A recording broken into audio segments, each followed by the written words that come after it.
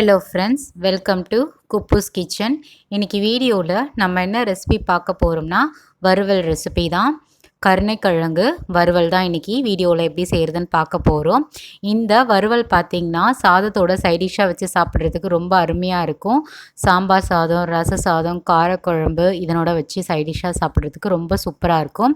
இந்த ரெசிபி எப்படி செய்கிறதுன்னு பார்க்குறதுக்கு முன்னாடி இது வரைக்கும் நீங்கள் நம்ம சேனலை சப்ஸ்கிரைப் பண்ணாமல் இருந்தீங்கன்னா மறக்காமல் சேனலை சப்ஸ்கிரைப் பண்ணுங்கள், லைக் பண்ணுங்கள், ஷேர் பண்ணுங்கள், கமெண்ட்ஸ் பண்ணுங்கள், மறக்காமல் பெல் நோட்டிஃபிகேஷனை கிளிக் பண்ணுங்கள். அப்போ தான் நாங்கள் அப்லோட் பண்ணுற வீடியோஸ் வந்து உங்களுக்கு உடனுக்குடன் வந்து சேரும். வாங்க இந்த ரெசிபி எப்படி செய்யுதுன்னு பார்க்கலாம். கிச்சனுக்குள்ளே போகலாம். இப்போ நாம் இந்த ரெசிபி செய்கிறதுக்காக கருணைக்கிழங்கு தான் நான் வாங்கியிருந்தேன். அது மேலே ரொம்ப அழுக்காக இருக்கும். அது எல்லாம் கம்ப்ளீட்டாக க்ளீன் பண்ணிவிட்டு அதை தோலெல்லாம் நம்ம வந்து நல்லா சீவி எடுத்துக்கணும். சீவிட்டு ரெண்டாக கட் பண்ணிவிட்டு இந்த மாதிரி சின்ன சின்னதாக நம்ம கட் பண்ணி எடுத்துக்கலாம். உங்களுக்கு எந்த ஷேப் விருப்பமோ அந்த ஷேப்பில் நீங்கள் வந்து கருணைக்கிழங்கு வந்து கட் பண்ணி எடுத்துக்கோங்க. இந்த ரெசிபி செய்கிறதுக்காக 1/2 கிலோ அளவு வந்து கருணைக்கிழங்கு வந்து கட் பண்ணி எடுத்துக்கிட்டேன். நம்ம இப்போ இதை நல்லா வேக வச்சு எடுக்கணும். கேஸ் ஸ்டவ் ஆன் பண்ணிவிட்டு கடாய் வச்சுட்டேன். கடாய் நல்லா சூடாகட்டும். சூடான பிறகு தண்ணி சேர்த்துக்கலாம். இந்த காய் முழுகிற அளவு வந்து தண்ணி சேர்த்துக்கணும். தேவையான அளவு வந்து உப்பு சேர்த்துக்கலாம். 1/2 டேபிள் ஸ்பூன் அளவு வந்து மஞ்சத்தூளை வந்து சேர்த்துக்கலாம். இதை சேர்த்துட்டு நல்லா வந்து கலந்து விட்டுடலாம். இது நல்லா வந்து சூடாகி வரட்டும்.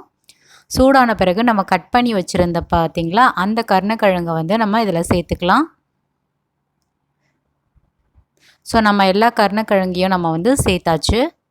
இது ஏன் நம்ம வேக வைக்கிறோன்னா நமக்கு வந்து கொஞ்சம் தொண்டை அரிக்கும். நம்ம அப்படியே வேக வைக்காமல் செஞ்சோம்னா அதுக்காக வந்து நம்ம வேக வச்சு எடுத்துக்கிறோம் கருணைக்கிழங்கை பார்த்திங்கன்னா. இப்போ இதை நல்லா வெந்து வரணும். இது எந்த அளவுக்கு வேகணும் பார்த்திங்கன்னா அரை வேக்காடாக இருக்கணும். முழுசாக வேகக்கூடாது. முழுசாக வெந்துருச்சுன்னா 2 பாதியமாக நமக்கு உடஞ்சி வந்துடும். குறைஞ்சது பார்த்திங்கன்னா 4 நிமிஷம் நல்லா வேக வச்சு எடுத்தால் போதும் இந்த கருணைக்கிழங்கை பார்த்திங்கன்னா. அதே போல் இந்த கருணைக்கிழங்கு அரியிறப்பவும் நமக்கு கை கொஞ்சம் வந்து நமிச்சலாக இருக்கும். ஸோ அதனால் வந்து நீங்கள் தேங்காய் எண்ணெயை வந்து தடவிட்டு கட் பண்ணி எடுங்க. இப்போ பார்த்திங்கன்னா நல்லா வெந்துருச்சு. இப்போ நம்ம இது வந்து ஒரு பாத்திரத்தில் வந்து ட்ரான்ஸ்ஃபர் பண்ணிடலாம். நல்லா வடிகட்டிட்டு நம்ம ட்ரான்ஸ்ஃபர் பண்ணிடலாம் ஒரு பிளேட்டில். இப்போ எல்லாத்தையும் நம்ம ட்ரான்ஸ்ஃபர் பண்ணி எடுத்து ஓரமாக வச்சாச்சு. அடுத்து ஒரு மிக்சிங் பவுல் எடுத்துட்டேன். மிக்சிங் பவுலில் வந்து 2 டேபிள் ஸ்பூன் அளவு வந்து குழம்பு மிளகாத்தூள் வந்து சேர்த்துக்கிட்டேன். அடுத்து வந்து 1/2 டேபிள் ஸ்பூன் அளவு வந்து மஞ்சத்தூளை வந்து சேர்த்துக்கிட்டேன். அடுத்து ஏற்கனவே நம்ம வந்து வேக வைக்கிறப்பே உப்பு சேர்த்துருந்தோம் பார்த்திங்களா. இப்போ நான் வந்து 1/2 டேபிள் ஸ்பூன் அளவு வந்து உப்பு சேர்த்துக்கிறேன். அடுத்து வந்து புளிக்கரைச்சல் வந்து சேர்த்துக்கிறேன். நெல்லிக்காய் சைஸ் அளவு வந்து புளி எடுத்துகிட்டு நல்லா கொஞ்சமாக தண்ணி ஊற்றிட்டு திக்காக வந்து பேஸ்ட் மாதிரி கரைச்சி எடுத்து சேர்த்துக்கணும். அடுத்து இஞ்சி பூண்டு பேஸ்ட் வந்து சேர்த்துக்கிறேன். 1 டேபிள் ஸ்பூன் அளவு வந்து இஞ்சி பூண்டு பேஸ்ட் வந்து கொஞ்சம் தண்ணி ஊற்றி நான் அரைச்சி எடுத்து இதில் சேர்த்துக்கிறேன். இதெல்லாம் சேர்த்தாச்சு. இப்போ இதை நல்லா வந்து மிக்ஸ் பண்ணி விடணும். ஸோ இந்த மாதிரி நல்லா மிக்ஸ் பண்ணி விட்டாச்சு. அடுத்து நம்ம வந்து வேக வச்சு எடுத்து வச்சுருந்தோம் பார்த்திங்களா கருணைக்கிழங்கை, அதை நம்ம வந்து இதில் எல்லாத்தையும் சேர்த்துக்கலாம்.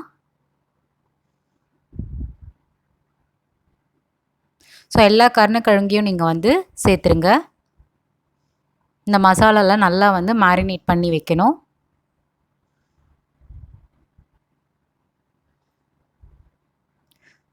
உங்கள்கிட்ட குழம்பு மிளகாத்தூள் இல்லைன்னா நீங்கள் வந்து ரெட் சில்லி பவுடரும் தனியாத்தூளும் சேர்த்துக்கலாம். உங்களோட விருப்பம்தான். இப்போ இது எல்லாமே வந்து மிக்ஸ் பண்ணி எடுக்கணும். ஈவனாக மிக்ஸ் பண்ணுங்கள். ஜென்டலாக மிக்ஸ் பண்ணணும். ரொம்ப ஹார்ஷாக வந்து மிக்ஸ் பண்ண வேணாம். ஸோ மெதுவாக வந்து திருப்பி விடுங்க. அப்போ தான் நமக்கு உடையாமல் வரும். ஸோ எல்லா இடத்துலையும் நம்ம மசாலாஸ் வந்து கோட் ஆகணும் இந்த கருணைக்கிழங்குல பார்த்திங்கன்னா. ஸோ ஆல்மோஸ்ட் நம்ம வந்து மசாலாஸ் எல்லாமே நல்லா கோட் பண்ணி எடுத்தாச்சு. இது ஒரு 10 நிமிஷம் அப்படியே டிஸ்டர்ப் பண்ணாமல் வைக்கலாம். அப்போ தான் நமக்கு உப்பு, புளி, காரம் எல்லாம் நல்லா ஒட்டி வரும். அந்த மசாலாஸ் இருக்கிறது எல்லாமே பார்த்திங்கன்னா கருணைக்கிழங்குல. இப்போ 10 நிமிஷம் கழித்து எடுத்து பார்க்கலாம். இப்போ நல்லா ஊறி வந்துருச்சு. இப்போ நம்ம வறுத்து எடுக்கணும். அதுக்கு கேஸ் ஸ்டவ் ஆன் பண்ணிவிட்டு நான் வந்து தோசைக்கல்லில் வச்சுட்டேன். தோசைக்கல் நல்லா சூடாகட்டும். சூடான பிறகு 3 டேபிள் ஸ்பூன் அளவு வந்து கடலெண்ணெய் வந்து சேர்த்துக்கிறேன்.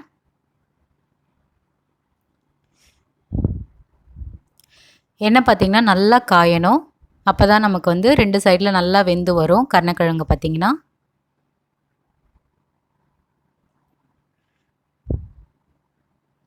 இப்போ நம்ம வந்து மேரினேட் பண்ணி வச்சுருந்தோம் பார்த்திங்களா அந்த கருணைக்கிழங்கு வந்து ஒன்று ஒன்றா மெதுவாக எடுத்து போடுங்க. இதை செய்கிறப்ப நீங்கள் வந்து மீடியம் ஃப்ளேம்லேயே வச்சு வறுத்தெடுங்க.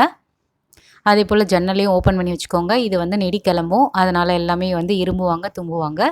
ஸோ ஜன்னல் வந்து ஓப்பன் பண்ணி வச்சுருங்க. இப்போ நம்ம எல்லா கருணைக்கிழங்கையும் வந்து எண்ணெயில் சேர்த்தாச்சு. இது மெதுவாக வந்து ஒரு பக்கம் வந்து திருப்பி விட்டுக்கலாம். ஸோ இதே மாதிரி எல்லா கருணக்கிழங்கையும் வந்து ஒரு சைடில் வந்து திருப்பி விடலாம். அப்போ தான் நமக்கு ஈவனாக வெந்து வரும். இது எந்த அளவுக்கு வேகணும்னு பார்த்தீங்கன்னா, நல்லா வந்து டார்க் ப்ரௌன் கலர் வர வரைக்கும் நமக்கு வெந்தெடுக்கணும். கோல்டன் ப்ரௌன் கலர் சொல்லப்போனால். இப்போ 2 சைட்லையும் இது நல்லா வந்து வெந்தெடுக்கணும். இந்த மாதிரி நல்லா ஈவனாக வந்து திருப்பி விடுங்க. இப்போ பார்க்க சொல்லி தெரியுது, நல்லா வந்து ஆல்மோஸ்ட் வந்து ஃப்ரை ஆகி வந்துருச்சு நம்ம கருணக்கிழங்கு. இது கரெக்டான டைமு. இது எடுத்து நம்ம ஒரு பாத்திரத்தில் வந்து ட்ரான்ஸ்ஃபர் பண்ணிக்கலாம். ஸோ இதே போல் நம்ம வந்து மீதம் உள்ள கருணக்கிழங்கு எல்லாமே வறுத்து எடுத்து ஓரமாக வச்சிடலாம். அடுத்து நம்ம அதே எண்ணெயில் வந்து ஒரு கைப்பிடி அளவு வந்து கருவேப்பிலையை வந்து சேர்த்துட்டு இதை நல்லா வந்து வறுத்து எடுத்துக்கிறேன். கருவேப்பிலை பார்த்திங்கன்னா இது அடிஷ்னல் ஃப்ளேவர் நமக்கு கொடுக்கும். கருணக்கிழங்கு மேலே வந்து இதை ஸ்ப்ரெட் பண்ணோம்னா. இப்போ இதை நல்லா வறுப்பட்டு வந்துருச்சு. இதையும் எடுத்து ஒரு பாத்திரத்தில் வந்து மாற்றிடுறேன். அவ்வளோதாங்க, கருணக்கிழங்கு வறுவல் வந்து தயாராகிடுச்சு. இதை நம்ம வந்து ஒரு பிளேட்டில் வந்து ட்ரான்ஸ்ஃபர் பண்ணிடலாம். சுட சுட வந்து சாதத்தோட இந்த கருணக்கிழங்கை வச்சு சைடிஷ்ஷாக வச்சு சாப்பிட்றதுக்கு ரொம்ப சூப்பராக இருக்கும். எஸ்பெஷலி பார்த்திங்கன்னா ரச சாதத்தோட இதை சைடிஷ்ஷாக வச்சு சாப்பிட்றதுக்கு ரொம்ப சூப்பராக இருக்கும். இது கிறிஸ்பியாகவும் இருக்கும், அதே டைமில் வந்து நல்லா ஸ்பைஸியாகவும் இருக்கும். ஸோ இது வந்து எல்லா சாதத்தோடையும் சைடிஷ்ஷாக வச்சு சாப்பிடலாம். எஸ்பெஷலி பார்த்திங்கன்னா ரச சாதத்தோட.